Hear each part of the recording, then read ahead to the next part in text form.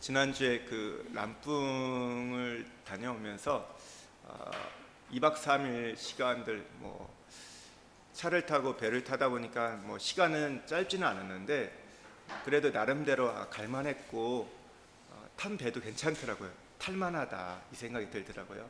그리고 람풍에 가서 첫날 이제 저녁에 거기 학생들 만나고 둘째 날 현지 교회 가보고 또 고아원 갔다 오고 그리고 선교사님과 또 교제하고 그 다음 날은 그냥 돌아왔는데 3일 동안 참 저는 참 저한테는 좀 좋은 시간이었던 것 같아요. 다시 좀 제 생각을 정리할 수 있는 시간이 되었고 그런 시간이 되었고 그러면서 지난주에 이제 또 새벽 예배가 우리가 마태복음을 우리가 묵상하고 있는데 산상수훈이었어요. 팔복에 대한 말씀을 묵상하는데 좀 제가 그 이전에도 팔복을 여러 번 설교를 했는데 이번엔 좀 새롭게 다가왔어요. 저한테는 팔복이 굉장히 좀 새롭게 다가왔고 그러면서 주신 은혜가 있었어요. 그 람풍에 갔다 오면서 또 토요일날 새벽에 그 팔복을 묵상하면서 주셨던 말씀이 있었기 때문에 참 좋은 부분이 있었는데 이제 그날 이제 오후부터 이제 감기가 와가지고 좀 몸 컨디션이 안 좋고 주일날 참 그래도 하나님께서 또 준비한 종이 계셔가지고 제가 설교를 안 해도 돼가지고 좀 괜찮았는데 그래도 이렇게 그러고 나서 좀 그래도 조금 바쁜 일들이 있었는데 컨디션도 아직 좀 회복이 안 되다 보니까 오늘 아침에 이제 일어나서 있는데 그때 그 마음이 그러니까 지난주에 그 마음이 좀 덜한 것 같아요. 제가 그러면서 참 예전에는 젊었을 때는 하나님의 은혜 받으면 그게 굉장히 컸고 그랬는데 지금은 돌아서니까 잊어버리네 이런 생각이 좀 들더라고요. 저 개인적으로도 참 이걸 잘 간직해 가야 되는데 그래서 또 생각이 났던 게 뭐냐면 적어야 되구나, 기록해야 되구나 이 생각이 들더라고요. 기록하는 게 참 중요하다는 생각이 들고 그냥 그때 받았던 은혜와 그걸 그냥 생각만 하는 게 적어 놓는 거 근데 그건 나만 하는 게 아니구나, 우리 성도들이 해야겠구나. 여러분 제가 그런 것 같아요. 우리가 은혜는 많이 받았다고 하는데 이게 많이 우리가 은혜를 까먹잖아요. 근데 그래서 필요한 게 뭐냐면 기록하는 겁니다. 근데 기록한다는 건 그냥 말씀만 기록하는 게 아니라 그거에 대한 여러분의 어떤 반응들, 고백들, 그 감동들을 적어 놓으세요. 그걸 적어 놓으면요 나중에 그것이 여러분한테 리소스가 됩니다. 우리가 이제 그 여호수아를 보면요 여호수아가 이제 가나안 땅에 들어갔을 때 가나안 정복을 하잖아요. 그럴 때 거기서 전쟁을 치르지만 늘 돌아왔던 장소가 있습니다. 여러분 아시나요? 가나안 땅에서 그들에게 어떤 기지가 되는 곳이 있었어요. 지역을 아시나요? 네, 길갈입니다. 그 길갈이 그들에게 있어서 굉장히 중요합니다. 가나안 땅을 정복해 가지만 계속해서 정복해 가서 거기에 있는 것이 아니라 전쟁을 치르고 정복하지만 다시 길갈로 돌아와요. 그러니까 길갈이라는 장소는 어떤 곳이냐면 여러분 성경을 잘 보면요 12돌비가 나오잖아요. 12돌비가 어디에 있는지 아세요? 네, 두 군데 있습니다. 요단강 한복판에 12돌비가 있고 길갈에 12돌비를 세웁니다. 이 기념비를 세운 거예요. 그러니까 요단강 한복판과 길갈에 기념비를 세워가지고 그 기념들, 그러니까 내 인생 속에서 내가 경험했던 그 십자가와 부활들, 하나님의 은혜를 체험했던 것들이 리소스가 돼가지고 그것을 다시 기억하면서 전쟁에 나갔다는 거예요. 그래서 여러분 기록하는 게 너무 중요합니다. 기록하는 거. 그래서 그러니까 그런 것 같아요. 똑같이 은혜를 받지만 그 은혜가 지속되고 그렇지 않고 이제 은혜가 이렇게 사라지는 이유는 내가 그거에 대해서 기록하고 기억하고 가냐 안 하냐에 따라서 달라지는 것 같아요. 그래서 여러분 잘 기록해 놓으십시오. 그리고 그게 잘 해 놓으시면 그게 나중에 보면 자녀들에게 이게 부모가 줄 수 있는 가장 좋은 선물이 될 수 있습니다. 제가 예전에 제자 훈련을 했는데 한 분이 이분은 대단한 분이세요. 대단한 훈련했던 것들을 다 이거를 이제 과제들 있잖아요. 그걸 이제 체크하고 다 돌려드려요. 근데 돌려드리는데 그거를 다 갖고 있다가 이 마지막 저희가 이제 종강하고 이제 같이 저희 그냥 파티를 했는데 그때 책을 만들어 온 거예요. 그래서 책을 선물로 주시는 거예요. 일단은 자녀에게 엄마가 이렇게 내가 1년 동안 훈련 받았다, 그리고 하나님 은혜 받았다, 이런 것들을 이렇게 만들어가지고 자녀한테 선물로 주고, 그리고 함께 훈련 받은 분들한테 주더라고요. 굉장히 의미가 있다 생각이 되더라고요. 그 한 권의 그 1년의 그 훈련의 내용들, 그분이 어떻게 하나님을 만나고 주셨던 말씀이 무엇고, 여러분도 그렇게 여러분 그걸 좀 기억해 가면 좋겠다 생각이 좀 듭니다. 예, 우리 오늘 레이기 오늘 하고 이제 다음 주는 제가 원래는 교재를 갖고 하려는데 교재가 안 와가지고 조금 그 미뤄졌고, 다음 주에는 민수기를 조금 하겠습니다. 민수기 말씀을 하고 그냥 가겠습니다. 보시면요, 이 페이지를 보시면요, 레이기의 주제는요, 성전에서 제사를 통한 하나님의 거룩한 형상으로 변화되어 가는 길이 레이기의 주제입니다. 하나님은 성막을 통해 사람에게 찾아오세요. 그러니까 성막은 예수 그리스도죠. 예수 그리스도를 통해서 사람에게 찾아오시고, 사람은 제물 예수 그리스도를 통해서 성막에 나가 하나님을 뵙게 되는 겁니다. 이게 뭐냐면 바로 이 하나님은 성막을 통해 사람에게 찾아오신다는 얘기가 화살표가 아래로 돼 있죠. 이게 출애굽기의 내용이에요. 그리고 이 사람은 제물을 통해 성막에 나가 하나님을 뵙게 된다는 것은 이제 레위기에 대한 말씀입니다. 그 밑에 내용을 보면요, 레위기는 타락한 땅 애굽에서 구속함을 받아 제사장 나라로 세워진 이스라엘 백성들이 성막을 봉헌하는 것으로 끝을 맺는 출애굽기의 뒤를 이어 그 성막에서 어떻게 하나님을 만날 것인가, 어떠한 모습으로 거룩하신 하나님께 가까이 나아가 영원한 생명의 교제로 거룩한 하나님의 형상, 변화된 존재로 살아갈 수 있는지 그 방법을 제시해 주는 책이 바로 레위기이고, 특별히 레위기는요, 제사장직과 레인의 직분을 중심으로 제사의식과 성결의식이 강조되고 있습니다. 레위기의 요절은 우리가 지금 읽은 레위기 11장 44절과 45절, 19장 2절에 나오는 것처럼 내가 거룩하니 너희도 거룩하라. 레위기에는 이 거룩, 이 코데시라는 단어가 120번 사용이 됩니다. 총 27장이에요. 그렇다면 거의 한 장에서 4번 내지 5번 정도가 언급될 정도로 굉장히 중요한 게 오늘 거룩이라는 거죠. 이 레위기를 좀 크게 구분해 보면 두 개로 구분해 볼 수 있습니다. 1장에서 17장 구속, 속죄일이 중심이 되고 하나님께 나가는 것이고, 두 번째는 18장부터 27장은 회복을 경험하는 건데, 여기는 신년이 중심이 되고 하나님과 동행하는 삶, 하나님과 함께하는 길인데요. 이거를 우리가 출애굽기를 통해서도 구분해 볼 수 있습니다. 여러분 출애굽기 19장 말씀을 좀 찾아보실래요? 출애굽기 19장 4절에서 6절.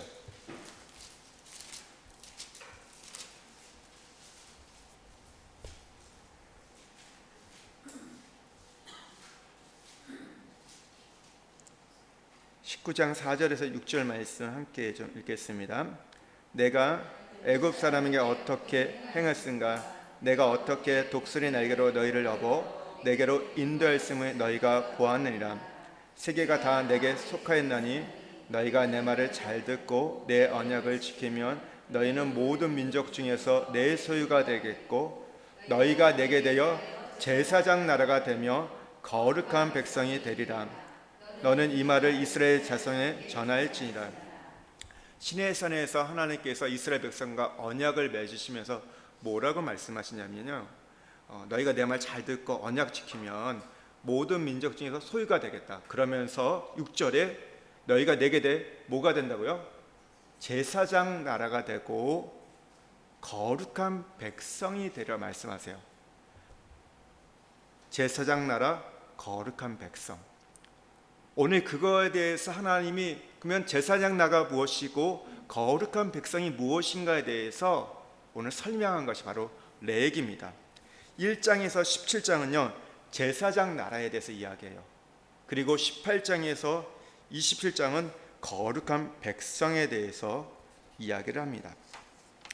그러니까 우리가 이 출애굽기 19장 이 4절 6절 신에선 언약을 통해서 또 레위기를 이렇게 구분해 볼 수 있는데요.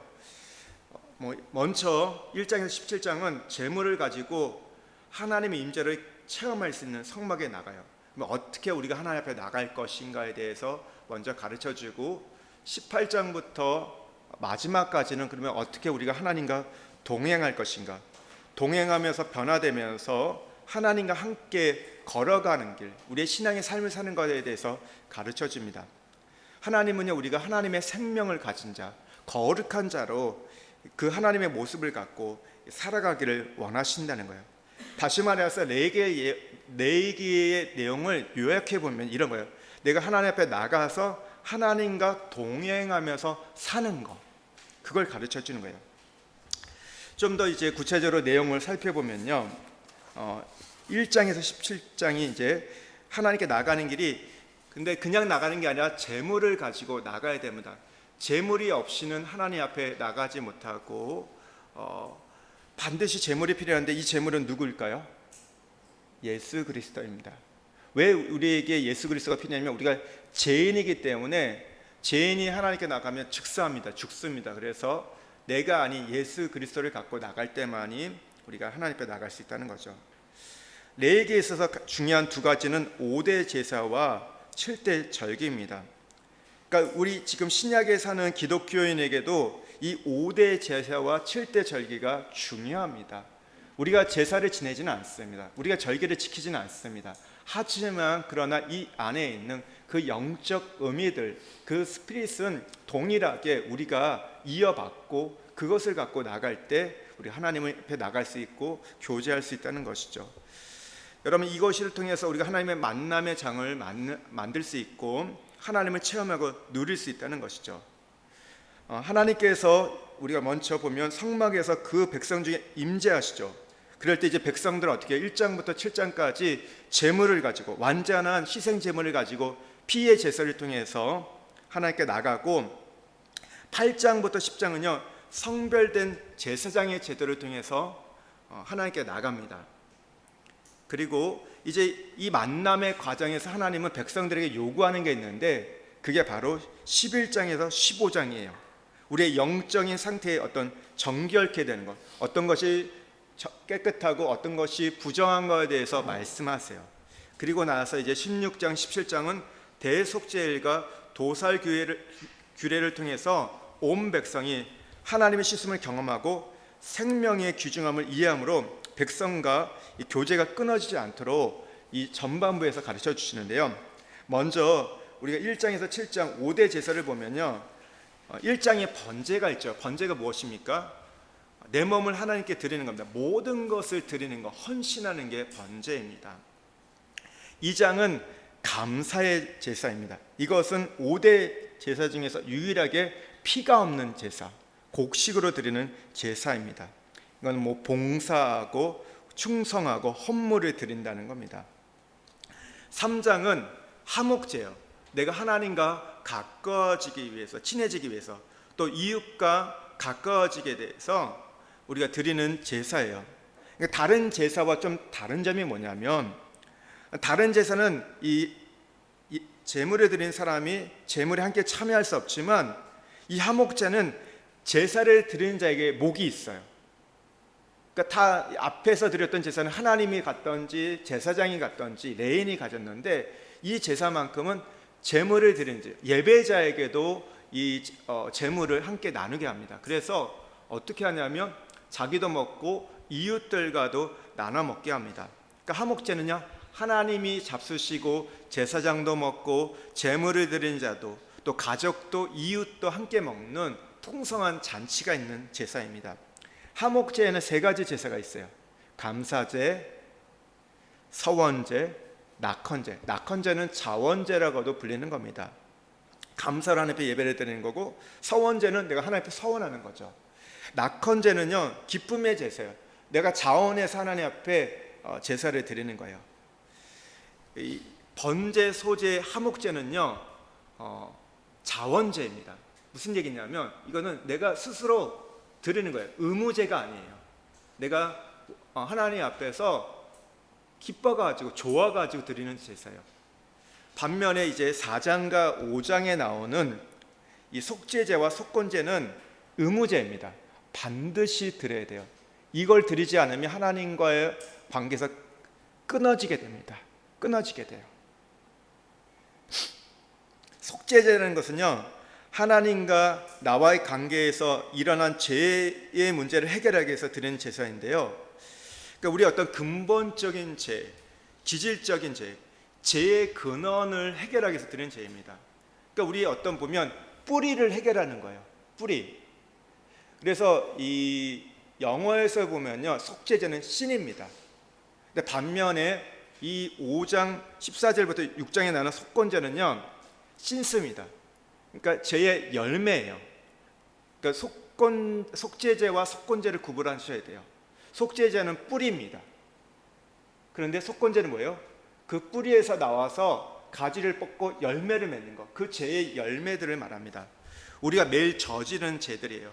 뭐 거짓말한 거, 누구의 마음을 아프게 했던 것들, 또 내가 하나님 앞에서 행했던 죄들, 뭐 이웃과의 관계성에서 범했던 죄들, 어떤 행위적인 것들. 그러니까 조금 더 쉽게 얘기하면 이런 거예요. 속죄제는 어떤 마음에 대한 부분이라면 이제 속건제는 행위적인 부분이에요.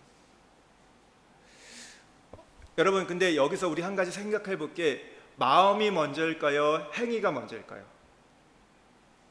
당연히 마음이 먼저겠죠. 마음에 있는 것들이 말로 나오고 우리가 행위로 나오는 거죠. 그래가지고 속건제를 드릴 때는 반드시 속죄제를 함께 드립니다. 왜 그러냐면요, 우리가 여러분 아무리 이 가지를 잘라봤자 여러분 시간이 지나면 어떻게 돼요? 또 그 가지는 나오게 돼요. 뭐가 바뀌어야 됩니까? 뿌리가 바뀌어야 돼요. 근원이 바뀌지 않고는 해결되지 않습니다. 그래서 여러분 나중에 마태복음 15장을 보세요. 장로의 유전에 대해서 얘기하면서, 그러니까 사람에서 나오는 게 더러운 게 아니라 네 마음에 있는 게 더럽다 얘기해요. 그래서 그 행위만, 뭐 내가 지금 거짓말하지 않겠다, 누구 욕하지 않겠다, 뭐 내가 도적질하지 않겠다, 그렇게만 결단해서는 해결되지 않는다는 거죠. 그 마음에 있는 근원적인 그 본성, 어떤 그런 기질적인 게 우선적으로 해결되어야 한다는 것이죠. 그래서 속건제는 속죄제를 함께 드려요. 그리고 더불어서 속건제는요, 이게 드릴 때 번제도 드려요. 왜냐하면 내가 하나님 앞에 전부를 드리지 않았기 때문에 우리가 범하는 죄가 있는 거예요. 또 소제도 드려요. 내가 감사하지 않다 보니까 뭐가 나오는 거예요? 불평이 나오고. 또 화목제도 드려요. 왜 그럴까요? 사랑과 화목하지 않으니까 이제 미워하고 이런 것들이 나오다 보니까 드립니다. 그리고 나서 이제 6장 8절부터 7장은요 5대 제사의 추가 규례가 나와요. 왜 추가 규례가 나오냐면요, 1장부터 이 6장 7절까지는요 이 말씀이 백성들에게 준 말씀이에요. 백성들에게 제사에 대해서 가르쳐 준 거라면 6장 8절부터 7장은요 제사장에게 이야기한 겁니다. 대상이 다른 거예요. 추가 규례, 뭐 이런 거 더 있어, 이런 걸 조금 더 해야 돼, 뭐 이런 얘기를 하거든요. 그러니까 아까 뭐 화목제 같은 경우에 같이 나눠 먹는다는 얘기가 3장에 안 나와요. 그런데 7장에 가면 이 이야기가 나옵니다. 또 1장에 보면 번제가 있는데 가죽을 드린다는 게 있어요. 근데 그 얘기는 1장에서 안 나오고 7장에서 나와요. 추가 규례에서 나오는데, 요 얘기는 그러니까 백성에게 준 말씀이 아니라 제사장에게 이 5대 제사를 드리면서 이런 추가 규례가 있다, 너희들이 기억해야 된다 하면서 주신 말씀입니다.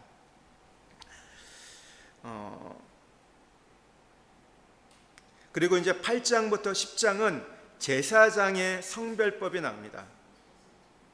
제사장의 성별법, 제사장의 섬김인데 어떻게 섬길 것인가. 제사만 있는 게 아니라 제사가 있으면 뭐가 필요해요? 이 제사를 드리는 제사장이 필요하겠죠. 제사장을 3장에 걸쳐서 준비합니다. 8장에는요 제사장 위임식이 나와요. 제사장을 관유로 기름 부어 가지고 세우는데요, 이 과정을 보면 먼저 선택하죠. 제사장은 누가 될 수 있을까요? 구약이 아무나 될 수 있는 게 아닙니다. 레위 지파 중에서 아론의 계열만이, 아론의 자손만이 선택이 되고, 그러면서 준비시킵니다.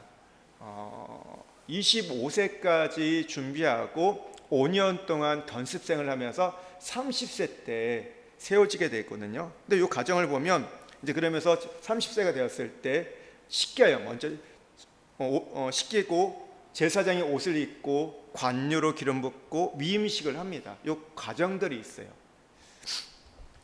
그리고 9장에 가면 이제 제사에 대해서는 바른 제사, 세워진 제사장에게 가장 중요한 것은 바른 제사를 드려야 한다. 여러분, 그래서 교회에서 가장 중요한 게 예배입니다. 예배가 회복될 때 모든 게 회복이 되는 거예요. 우리 다른 것도 있어요. 뭐 교육도 있고, 뭐 우리가 해야 할 뭐 이제 훈련들도 있고 많은 것들이 있어요. 그러나 그 중심은 예배라는 거예요. 바른 예배. 그래서 목회자의 역할 중에서 신약에 와서 목회자만 제사장은 아니지만 그런 어떤 제사장적인 어떤 그 사명을 감당하잖아요. 그래서 가장 중요한 것은 예배입니다. 예배하는 것, 신방하는 것도 중요하고 교제하는 것도 중요하고 다 하지만 제일 중요한 건 예배예요. 예배. 바른 제사를 드려 얘기하고 있어요. 그러면서 10장에서 바르지 못한 제사에 대해서 이야기해 주죠. 나답과 아비후가 다른 불로 술에 취해 가지고 다른 불로 제사 드려서 죽게 되죠. 그리고 나서 11장부터 15장에 결례법이 나옵니다. 이게 정결하게 하는 법인데 우리의 영적 상태를 이야기해요. 우리가 타락한 상태를 가지고 있기 때문에 하나님 앞에 우리가 씻음을 받아야 할 점을 이야기해 줍니다. 그래서 먼저 11장에 정결법이 나오는데 여기서는 이제 그리스도인들이 먹어야 할 것과 먹지 말아야 할 것들, 만져야 할 것과 만지지 말아야 할 것들이 나오는데요. 뭐 이런 게 나오죠. 포유류 같은 것은 뭐 굽이 갈라져 쪽발이 있고 새김지라는 건 먹어도 돼요. 나머지는 먹으면 안 돼요. 물고기 같은 경우는 지느러미가 있고 비늘이 있는 거, 또 곤충 같은 경우는요 날개가 있고 네 발로 기어다니되 뛰는 다리가 있어서 땅에서 뛰는 것들, 예를 들어 뭐 메뚜기 같은 거, 파충이 같은 것들은 먹을 수 있다. 이런 거에 대해서 얘기를 해줘요. 그러니까 이들은 어떻게 보면 구약에서는 먹는 것을 통해서 또 어떤 것을 접촉을 통해서 정결과 부정이 이렇게 구별이 됐는데요. 그래가지고 구약 이 이스라엘 사람들, 유대인도 그렇고 뭐 여기 그거에 영향을 받은 이슬람도 뭘 안 먹죠? 돼지고기를 안 먹죠. 돼지는 대세겜질을 못하죠. 그래서 안 먹어요. 부정한 짐승을 안 먹고 이제 소를 먹고 닭을 먹고 그러는데요. 근데 이게 그러면 오늘날 와서 또 그러면 우리가 이 말씀에 따르면 우리가 못 먹을 게 꽤 많습니다. 돼지고기 드시면 안 되고요. 뭐 여성분들은 안 드시겠지만 이제 뱀 먹으면 안 되고, 토끼 먹으면 안 되고, 먹지 못할 게 좀 꽤 많습니다. 우리가 노루도 먹으면 안 될 겁니다. 제가 알겠어. 노루도 안 되고 그럴 건데, 근데 이게 신약에 와서는 이게 우리가 성경을 해석할 때 구약의 어떤 제사법 이런 것들을 신약으로 해석해야 되는데 참 감사하게 이 말씀에 대해서 해석해주는 성경이 있습니다. 어디에 있을까요? 사도행전에 나옵니다. 사도행전 10장을 한번 찾아보실래요?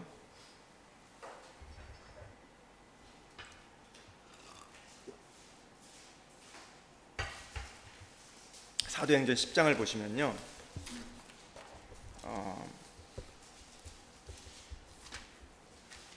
무슨 내용이 나오냐면요, 여기 9절 이후에 보면요, 이제 베드로가 기도하다가 육시의 기도 황홀한 중에 뭐 하늘이 열리고 그럼 환상을 보는데 한 보자기가 내려오는데 그 보자기에 뭐가 있었냐면요, 땅에 있는 각종 네 발 가진 짐승, 기는 것, 공중에 나는 것들이 있다.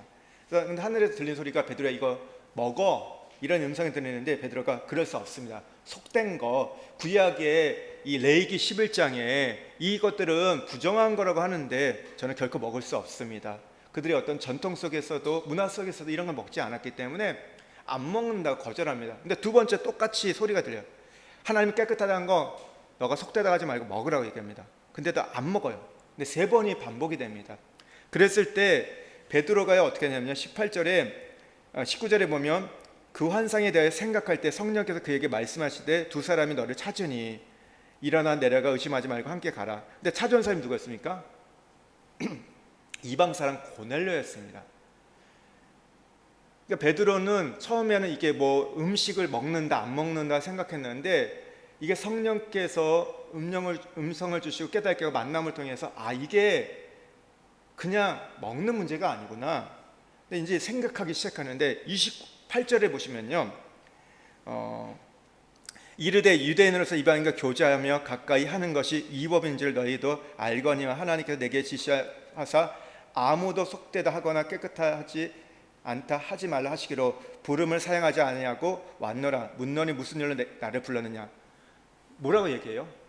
여기에 대해서 유대인과 이방인이 교제하는 게, 가까이 하는 게 위법이다, 할 수 없다. 그러나 하나님이 말씀하셔가지고 내가 너한테 왔다, 하나님 속되다 하거나 깨끗하지 않다 이런 말을 하나님이 그렇게 하지 않았기 때문에, 깨끗하다 말씀했기 때문에 내가 왔다고 얘기해요.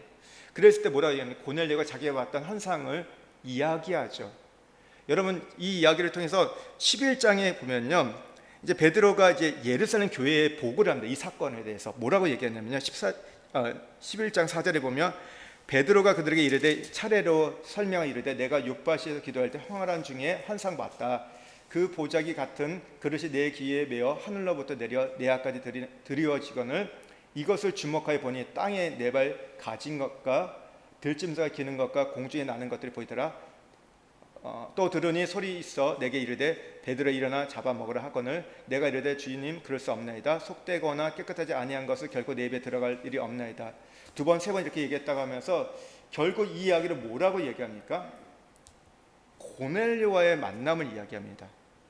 이 부분에 해석해 갈 때. 그러니까 지금 무슨 얘기입니까? 11장의 이야기는요, 단지 먹는 거 안 먹는 거, 그 구약의 이야기고 신약에 가서는 교제권을 이야기합니다. 우리가 누구를 만날 것인가, 누구를 만남에 대해서 조심해야 될 것인가, 제한을 둘 것인가, 그것을 통해서 우리가 정결과 여러분 부정이 결정된다는 거죠. 여러분 그렇지 않습니까? 사람을 만날 때 그냥 만나 끝나지 않죠. 그 사람을 통해서 우리가 영향을 받습니다. 친구가 누군가에 따라서 여러분 자녀들에게 중요하게 여기는 게 뭡니까? 누구 친구 만들어줄까? 그거 굉장히 부모들 고민하지 않아요? 왜요? 그 조건 때문만 그렇습니까? 그렇지 않죠. 그 아이에게 영향을 받기 때문에. 욕하는 친구 만나면 어떻게 해요? 얘도 욕해요. 금방 욕을 배워요. 그렇기 때문에 그거에 대해서 굉장히 조심한 것처럼 우리의 교제권에 대해서 얘기합니다. 우리가 만날 사람과 만나지 말아야 사람들. 여러분 이 부분이 굉장히 중요합니다. 아무나 여러분 우리가 만나게 되면요, 우리가 거룩을 잃어버릴 수 있습니다. 그렇다고 하면 만나는 사람들 제한을 둔다는 이걸 좀 근데 구분하셔야 돼요. 교제하는 것과 전도는 좀 구분되셔야 돼요. 전도는 누구나 만나겠죠. 누구에게든지 가서 만나야 되지만 교제한다는 것은 여러분 먹는다는 게 그냥 먹는 걸로 끝나잖아요. 여러분 우리가 한국 사람은 먹는 걸 뭐라고 하죠? 먹는 사람을 식구라고 얘기하잖아요. 식구는 먹는 사람이잖아요. 같이 먹는다는 것은 함께 사는 거고 주고받는 거고 교제하는 거기 때문에 아무하거나 여러분 그냥 상관없는 사람하고 밥 먹습니까? 우리가 뭐 내가 싫은 사람 밥 먹어요? 안 먹죠. 밥 먹자 해도 어떻게 그 자리에 안 가려고 하잖아요.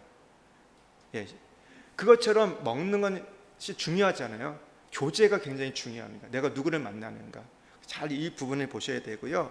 두 번째는요, 결례의식인데 출생에 의한 부정입니다. 출생에 의해서 부정하다는데 여기에 보면 남자아이가 태어나면 40일이 부정하다 얘기하고 여자가 태어나면 80일이 부정한에서 좀 이게 떨어져 있어야 돼요. 좀 차별이 있죠. 남녀 차별이 성경에 나옵니다. 왜 나올까요? 그때는 성경에서도 여성의 이제 인권이 이런 게 좀 무시돼서 그럴 수도 있지만 이제 성경학자들이 해석하기는 그렇게 얘기해요. 사람이 타락할 때 그 첫 번째 이유가 하하가 선악을 알게 하는 나무를 먹고 그리고 그것을 남편인 아담에게 줬기 때문에. 근데 그 얘기를 고린도전서 11장에 가면 바울도 이야기를 해요. 그러니까 이게 여성 차별하는 얘기 아니라 성경에서 그렇게 이야기를 합니다. 그렇기 때문에 이게 40일, 80일 좀 이렇게 부정하다 이렇게 나누는 해석이 있고, 또 하나는 여자가 좀 약하기 때문에 그렇다고 해도 이렇게 또 해석하는 경향도 있습니다. 근데 뭐 여기서 얘기하는 게 뭐냐면, 왜 출생이 부정하다냐면 타락한 이후에 인간의 출산에 따른 이 피와 분비물을 부정한 것으로 여겼기 때문입니다. 그러니까 피를 쏟는다는 것은 생명을 쏟는 것이기 때문에 이렇게 부정하게 여겼던 거예요. 그러니까 그 다윗도 고백할 때 내가 어머니가 재중의 나를 잉태했다고 이렇게 얘기하잖아요. 내가 엄마의 뱃속에 있을 때부터 난 타락했다 얘기합니다. 그러니까 성경 그걸 원죄라고 얘기하죠. 우리가 한 구절만 좀 찾아보면요, 창세기 5장 1절에서 3절 한번 보시겠어요?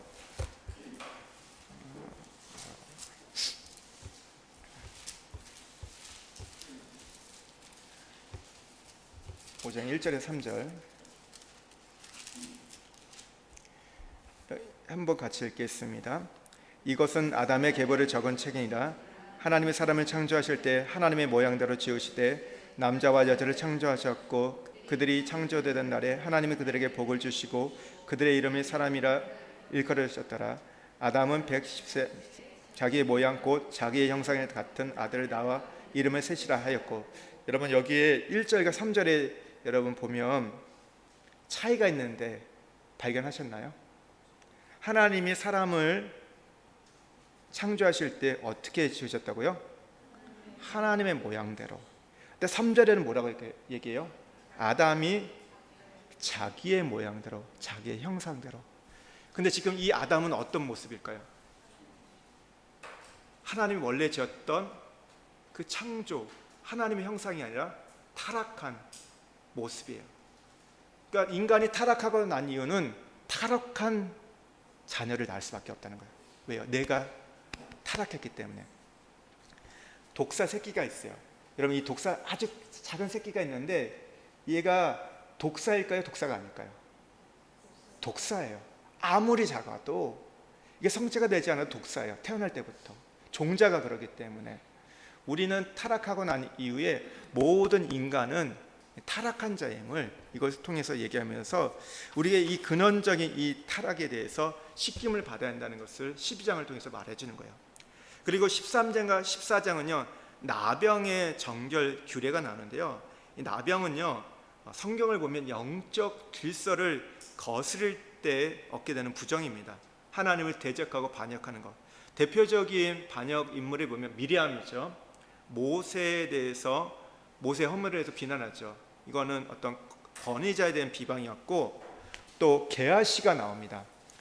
엘리사의 종 게하시가 나오는데, 게하시가 이 나아만이 걸렸던 그 나병이 옮겨와요. 왜 옮겨왔습니까? 엘리사가 재물 어떤 그 돈과 물건을 받지 말라고 얘기했는데 그걸 거스려 가지고 자기 어떤 탐욕, 욕심으로 받아들였을 때 나아만이 있었던 나병이 옮겨갑니다. 그러니까 말씀에 대한 그 권위, 어떤 그 부분에서 불순종했을 때. 또 우시아가 나와요. 우시아의 왕이 나왔는데 우시아는 왜 그럽니까? 자기가 분향을 갖고 제사장이 할 제사를 대신 드렸죠. 월권을 했던 거예요. 나아만이, 여러분 나아만을 또 어떻게 하죠? 계집 종의 이야기를 듣고 7번 그 말씀에 순종했을 때 나았습니다. 그러니까 나아만이 왜 걸렸냐에 대해서는 성경에서 나오지 않지만 이 치료하는 과정을 볼 때 그도 어떻게 보면 어떤 권위에 대해서 그런 것을 반역했기 때문에 이 나병이 걸렸다. 나병은 천형이라 했고 저주받는 병이라 했고 불치병이라 여겼습니다. 그러니까 하나님 질서를 거슬렸을 때 걸리는 거예요. 근데 오늘날 문제는 뭐냐면 오늘날 이 신약 시대 너무 많은 사람이 이 영적 나병에 걸려 있어요. 여러분 그리고 잘 보실 게 지금 다른 것은 한 장만 얘기했잖아요. 근데 나병에 대해서는 2장이나 다루고 있어요. 굉장히 많은 내용이에요. 굉장히 이 부분이 중요하다는 겁니다. 두 장이나 다르고 있다는 거. 그리고 어떻게 정결케 되느냐 할 때, 오늘날 많은 사람들이 이 권위, 특별히 이 대한민국 같은 경우는 권위가 상실됐죠. 여러분, 사단의 전략이 뭔지 아세요? 우리가 어떤 교육을 통해서 뭐 평등을 이야기하고 수많은 인권을 얘기하지만 그 밑바닥에 보면요, 인본주의에서 나왔던 여러분, 우리가 천부 인권이 아니라 인간의 인권에서 나왔던 게 뭐냐면, 끝이 뭐냐면 어디로 갈까요? 결국 하나님의 권위에 대한 도전이에요. 가면 뭐 부모에 대한 권위, 뭐 선생님에 대한 뭐 이런 권위들 뭐 얘기하면서, 사회의 어떤 지도자의 권위들 얘기하면서, 결국 밑바닥에 보면요, 우리가 겉으로 보면 되게 평등하고 수평적인 관계 얘기했지만, 여러분 어떻게 부모와 자녀의 관계가 수평할 수 있습니까? 말이 안 돼요. 그거는요, 수평하지 않습니다. 여러분 거기에 속임 나가시면 안 돼요. 선생과 학생이 수평적이지 않습니다. 성경은 절대 우리에게 그렇게 가르치지 않습니다. 성경을 보면요, 하나님과 부모의 권위를 동등되게 둬요. 뒤에도 나와요. 부모에게 불효자식을 죽이라고 얘기해요. 근데 부모는 누구와 똑같은지 스승도 갚아요. 영적 스승도. 그렇게 위치를 두고 있는데, 권위를 두고 있는데, 그걸 다 이 시대는 무너뜨리고 있다는 거죠. 굉장히 두려운 부분입니다. 근데 왜 그렇게 하냐? 사단이 하나님의 권위에 대해서 도전하려고. 그리고 그 도전에 대한 대상이 뭘까요? 내용이 말씀이에요. 그러니까 말씀의 권위를 다 부정하게 만드는 거. 그것이 이 땅의 인본주의자들, 사단, 유물론주의자들의 최종 목표입니다. 이 부분들을 우리가 굉장히 중요하게 다뤄야 돼요. 사실은요, 권위는 보호입니다. 보호를 받는 거예요. 그 아래에서. 그러니까 지배한다는 의미가 아니에요. 권위라는 건요, 부모가 자녀를 보호하잖아요. 그런 하나님께서 우리를 보호하시고 지키신다는 건데, 그걸 다 깡그리 무시하게 하는 거죠. 그리고 15장에 보면 이제 유출병 규례하는데, 절제하지 못해서 나는 병이에요. 그냥 피가 막 흘러나는 거죠. 그러니까 이게 보면 마가복음 5장에 보면 어떤 여인이 나오죠? 혈류병 여인이 나오죠. 부정해서 함께 살지 못하고 만지기만 하면 다 부정하게 되는 거. 근데 예수님께서 그를 치유해 주셨던 내용이 나오는데, 우리가 절제하지 못해서 나오는 병들이에요. 우리 어떤 욕심, 혈기, 고집, 뭐 증오, 뭐 거짓된들, 악한 생각, 중독도 그러죠. 절제되지 않는 것들. 그리고 우리 안에서 있는 분노 같은 것들도 절제하지 않고 나옴을 통해서 있는 그런 부분들이 우리가 이 부정케 되는 것들. 네, 그래서 이제 16장에 17장은 이제 속죄가 나옵니다. 16장은 대속죄일이죠. 모든 이스라엘 사람들이 민족적으로 회개해야 되고, 이날 유일하게 제사장이 지성소에 들어갑니다. 구약에서 유일하게 하루만 들어가게 되는데, 이때 아사셀의 두 염소가 나옵니다. 두 염소 두 마리가 나오는데, 하나는 여호와를 위하여 드리고 하나는 아사셀을 위하여서 드리게 되는데, 이 한 염소, 아사셀을 위해서 드리는 염소는 광야에 그를 풀어 놓습니다. 그러다가 가다가 이제 이 염소는 이제 짐승에게 잡아먹혀서 죽게 되는데, 근데 그러면 아사셀의 염소가 뭐냐? 이거에 대해서 해석이 분분한데, 뭐 이건 속죄 염소다. 두 번째는 뭐 쫓겨난 악령, 귀신이다. 세 번째는 완전한 제거, 우리의 죄를 제거한다는 것을 상징하는 거다. 네 번째는 쫓겨난 염소가 거하게 될 광야의 장소라고 이야기하는데, 일반적으로는 두 번째 이거는 쫓겨난 악령, 귀신이라고 해석을 많이들 하세요. 무슨 이야기냐면, 그러니까 죄는 죄의 근원인 사탄에게로 돌아간다는 거예요. 그러니까 죄의 근원이 이제 사탄인데, 사탄에게로 이 모든 죄를 넘긴다는 거죠. 이런 의미를 갖고 있는데, 사실은 이 네 가지가 어떻게 보면 다 의미가 있습니다. 왜냐하면 이 아사셀의 염소는 결국 예수 그리스도를 예표하기 때문입니다. 우리의 죄를 대속했던 예수 그리스도를 예표하기 때문에 그렇게 받아들이고요. 17장에 오면 도살 규례가 있습니다. 생명의 기중성이 나오는데, 여기서는 희생 제물에 도살 규례가 나오고요, 규정이 나오고, 피의 금지 규정이 있네요. 피는 생명이기 때문에 이걸 얘기하고, 희생 제물에 이 도살 규례를 두는 이유가 뭐냐면, 구약에 보니까요, 아무 데서나 아무렇게나 아무나 제사를 드리다 보니까 그게 우상 숭배로 이제 발전하게 되었어요. 그것을 방지하기 위해서 정해진 장소에 정해진 사람만이 제사를 드릴 수 있도록 이렇게 했습니다. 그러니까 1장에서 이제 17장을 보면요, 우리가 하나님께 나가기 위해서 제사를 통해서, 제사장을 통해서, 또 어떤 정결례를 통해서 우리가 하나님 앞에 나가야 됨을 얘기하고 있고, 이제 18장에서부터는요 이제 그런 거예요. 이제 그러면 우리가 어떻게 하나님과 동행하냐, 살아갈 것인가. 이거는요 로마서하고도 비슷합니다. 로마서 1장에서 11장은 우리가 믿음이 무엇인가에 대해서 얘기합니다. 우리가 어떻게 하나님께 나갈 것인가, 믿음을 얻게 될 것인가 얘기하고, 12장부터는 그러면 어떻게 살 것인가 얘기하거든요. 그러니까 구조가 비슷해요. 이제 18장부터 27장 보면요, 하나님과 교제하며 동행하는 삶인데 하나님을 쫓아가는 겁니다. 이제 백성들과 제사장들은 하나님과, 이 거룩하신 하나님과 교제하기 위해서 예배 생활뿐만 아니라 이제는 사회에서 어떤 도덕적인 삶을 통해서 시민 경제 활동을 통해서 성결케 돼야 돼요. 그 법을 가르쳐 주시고, 또 그러면서 이제 제사장의, 거룩한 제사장의 제사 요건도 가르쳐 주세요. 헌신을 얘기하고, 또 그러면서 이 규례를 지키냐 안 지키냐에 따라서 너가 복을 받을 수 있고 저주를 갈 수 있다는 것을 이제 뒷부분에서 가르쳐 줍니다. 그러면서 이제 매해마다 7대 절기를 지켜야 된다 얘기하는데, 18장에서 이제 20장을 보겠습니다. 여기는 거룩한 백성이에요.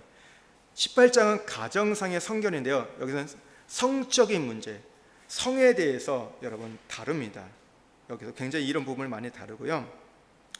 여기에 보면 동성애에 대해서도 이게 금지하는 걸 얘기합니다. 성경에 보면요. 또 19장은요 사회 도덕에 관한 규례입니다. 이웃과의 관계에서 기본 원칙들. 20장에는요 사형에 해당하는 범죄가 나옵니다. 뭐 우상 숭배, 어떤 불효, 근친상간, 그러면서 그런 죄에 대해서는 불에 태워 죽이라고 이야기하세요. 18장에서 20장은 일반 백성의 어떤 성결법이라면, 21장과 22장은요 제사장에 대한 구별입니다. 21장은 제사장의 자격이 나오는데요, 여기서 먼저 11가지 조건을 얘기하면서 결격 사유를 얘기해요. 이런 어떤 육체적인 걸 얘기하면서 꼽추거나 난쟁이 이런 사람들은 안 된다, 절름발이 이런 사람들은 안 된다, 이런 얘기를 해요. 근데 이것은 오늘날 보면 영적인 의미를 갖고 있어요. 시간이 없어 그냥 넘어가겠습니다. 그러니까 이런 부분들을 얘기하고요. 준비해야 한다는 것. 22장에서 성물과 희생의 규례인데, 제사장이 하나님 앞에서 어떻게 예물을 구별시킬 것인가. 여러분, 그냥 막 우리가 하나님 앞에 예물을 드리는 게 아니에요. 구별해야 함을 이야기합니다. 그러면서 하나님께 드린 제물과 먹어야 할 제물, 이것들에는 구별해 납니다. 그러면서 성물과 부정한 것은 함께 먹지 말라고 얘기도 해요. 그리고 나서 23장에서 25장은 7대 절기입니다. 여러분, 7대 절기는 축제예요. 여러분, 우리가 하나님을 누리는 건데, 신앙은요 그래서 누림이 있어야 됩니다. 축제해야 됩니다. 잔쳐야 되고 기쁨이 됩니다. 마치 늘 우리가 십자가를 지고 가는 그 인생처럼 무겁고 그런 인생이 아니라, 그 얘기하셨잖아요. 이렇게 이영규 성경에 오셔서 힘든 일인데 너 좀 웃으면서 할 수 없니? 여러분, 그래서 신앙은요 어떤 분은 그런 얘기해요. 기독교는 희락주의다, 기쁨의 종교라고 이야기를 해요. 기쁨이 있어야 돼요. 늘 어떤 심각한, 내가 모든 세상에 짐을 짓고 내가 구원하겠다, 그런 컴플렉스가 아니라, 우리가 주신 사명이 있지만, 근데 그 사명도 어떻게 해요? 기쁨으로 그걸 감당해야 한다는 거죠. 여기에 대해서 할 얘기가 많은데 시간상 그냥 넘어가겠습니다. 7대 절기, 제가 예전에 출애굽기 할 때 잠깐 얘기했던 부분이 있었기 때문에 넘어가고요. 24장에서 성결을 유지하는 법이 나와요. 그리고 25장에 안식년과 신년이 나오거든요. 7대 절기가 확장이 되면 안식년과 신년까지 가는 건데, 그 사이에 성결을 유지하는 법을 나오면서 3가지가 나옵니다. 첫 번째는요, 등대에 불이 나오고 떡상이 나오고 여호와의 이름을 해방하는 이 내용이 24장에 나옵니다. 어떻게 보면 갑자기 뜬금없는 얘기가 나온 것처럼 보였지만 근데 그렇지 않아요. 요 세 가지가 23장과 25장 요거를 연결시켜주는 어떤 다리가 됩니다. 고리가 됩니다. 26장에 와서 이제 축복과 저주가 나오고 27장에서 헌신이에요. 서원그래. 결국 우리가 속죄를 경험하고 거룩의 경험, 하나님을 체험하고 하나님과 동행하는 삶을 사는 자들은 이제 하나님 앞에 헌신하는 삶을 사는 것들을 우리에게 이야기해 준다는 거죠. 이것이 여러분 전체적인 레위기의 내용입니다. 5대 제사와 7대 절기 그 밑에 부분들은요 한번 보시면 돼요. 그냥 앞에서 했던 내용들이기 때문에 내용들을 정리하시면 될 것 같습니다. 네, 여기까지 하겠습니다. 우리 함께